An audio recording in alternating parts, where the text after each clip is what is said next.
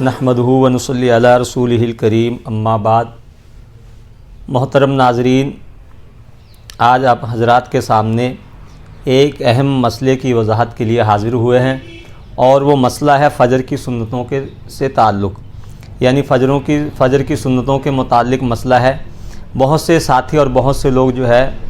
मालूम करते रहते हैं, दरियाफ़्त करते रहते हैं कि अगर कोई शख्स जो है ऐसे वक्त में मस्जिद के अंदर हाज़िर हो जिस वक्त इमाम साहब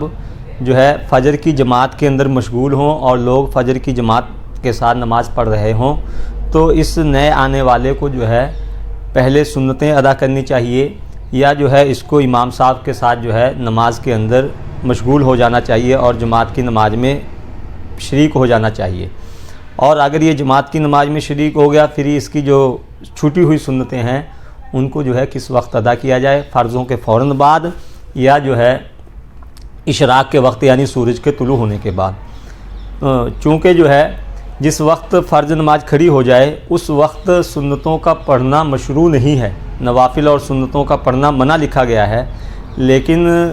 ये फ़जर की जो सुन्नतें हैं वो उससे मुस्तस्ना हैं, इसलिए कि इनकी ताकीद बहुत आई है और अल्लाह के नबी सल्लल्लाहु अलैहि वसल्लम ने हमेशा इनकी पाबंदी फरमाई है और आपने इनके ताल्लुक़ से बहुत सी ताकीदात और फजीलतें इरशाद फरमाई हैं। चुनांचे एक हदीस पाक के अंदर है, अल्लाह के नबी सल्लल्लाहु अलैहि वसल्लम ने फरमाया, रकाअताल फ़जरी यानी फ़जर की 2 रकातें खैरुम मिनद दुनिया व मा फ़ीहा, कि ये दुनिया माफ़िया से बेहतर है, यानी दुनिया से और दुनिया में जो चीज़ें हैं सबसे बेहतर हैं इनके अजर के एतबार से, सवाब के एतबार से। और एक हदीस पाक का मफ़हूम यह है कि तुम्हें जो है फ़जर की सुन्नतों ज़रूर पढ़नी चाहिए, यानी फ़जर की सुन्नतों को पढ़ो, पाबंदी करो उनकी, अगरचे तुम्हें जो है घोड़े रोंट डालें। तो इन ताकीदात की वजह से जो है फ़ुक़हा हनाफ़ी ये फरमाते हैं और सहाबा के अमल से भी ये बात जो है मिलती है और सहाबा का भी अमल जो है इसी बात पर है कि अगर आदमी जो है ऐसे मौके पर मस्जिद के अंदर आए कि जहाँ जो है इमाम साहब जमात की नमाज में मशगूल हों, तो उसको देखना चाहिए कि अगर इसको जो है इमाम साहब के साथ जो है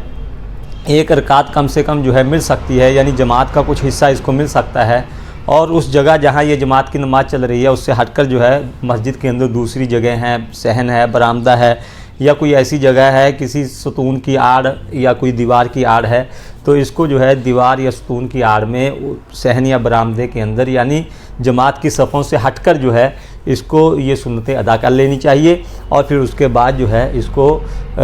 इमाम साहब के साथ जो है नमाज में शरीक हो जाना चाहिए। चुनांचे जहाँ तक सहाबा का मामला है तो हज़रत अब्दुल्लाह इब्न मसूद के ताल्लुक़ से जो है ये बात लिखी गई है। हज़रत अबू मूसा रज़ी अल्लाह ताला ने एक रिवायत नकल करते हैं कि हज़रत अब्दुल्लाह इब्न मसूद रज़ी अल्लाह ताला जो बड़े फ़क़ीह थे और बड़े जो है जलीलुल क़द्र सहाबी थे, वो बसा औक़ात जो है ऐसे मौके पर मस्जिद के अंदर आते कि लोग नमाज़ पढ़ रहे होते यानी जमात हो रही होती, तो उनके ताल्लुक़ से लिखा है फ़तक़द्दमा इला उस्तवानतिल मस्जिद, कि वो मस्जिद के किसी सतून की तरफ बढ़ते और उसकी तरफ जाते, फ़सल्ला रकाअतैनी और 2 रकातें अदा करते, फिर उसके बाद दाखला फ़िस सलाती, तो उसके अंदर जो है नमाज के अंदर दाखिल हो जाते। इसी तरह जलीलुल क़द्र सहाबी हज़रत अबू दरदा रज़ी अल्लाह ताला अन्हु के ताल्लुक़ से भी है कि अगर ऐसे मौके पर मस्जिद के अंदर आते कि अगर पहले से नमाज चल रही होती तो इन सुन्नतों की ताकीद की वजह से वो भी जो है पहले सुन्नतें अदा कर लेते, 2 रकात सुन्नत पढ़ते, उसके बाद इमाम साहब के साथ जाकर जो है जमात में शरीक हो जाते। चुनांचे फ़ुक़हा हनाफ़ ने इन जो है आसार की वजह से जो है फ़ुक़हा हनाफ़ ये कहते हैं कि अगर कोई शख्स ऐसे हाल में आए कि जहाँ जमात की नमाज चल रही हो लेकिन इसको जो है सुन्नतें पढ़ने के बाद भी जो है इसको जमात की कम से कम 1 रकात जमात का कुछ हिस्सा मिलने की इसको उम्मीद हो, तो इसको जो है सुन्नतें अदा करने के बाद फिर नमाज के अंदर शरीक होना चाहिए। और अगर कोई शख्स जो है ऐसे हाल में आता है कि नमाज चल रही है लेकिन इमाम साहब पहले से दूसरी रकात के अंदर है और उसका गुमान ये है कि अगर ये सुन्नतों के अंदर मशगूल हो गया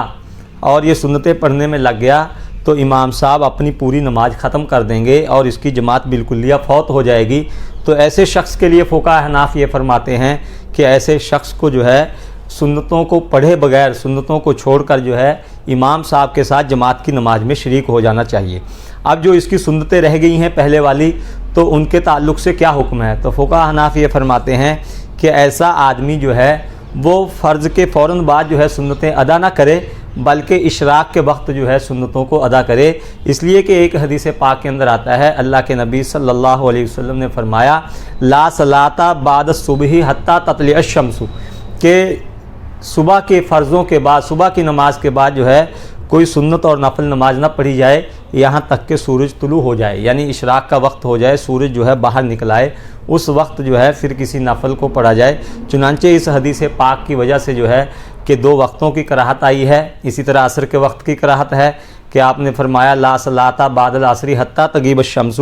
کہ عصر کی نماز کے بعد بھی جو ہے سنت یا نفل نہ پڑھے جائیں جب تک کہ سورج غروب نہ ہو جائے۔ اس وجہ سے مطلق جو ہے ان وقتوں کے اندر سنت اور نوافل کا پڑھنا مکروہ ہے۔ اس کراہت کی وجہ سے اگر کسی کی جو ہے فجر کی پہلی سنتیں جو ہے چھوٹ جائیں تو اس کے لیے جو ہے فقہاء حناف یہ فرماتے ہیں کہ اس کو جو ہے اشراق کے وقت ان سنتوں کو ادا کر لینا چاہیے۔ اللہ تعالی ہم سب کو صحیح عمل کرنے کی توفیق عطا فرمائے۔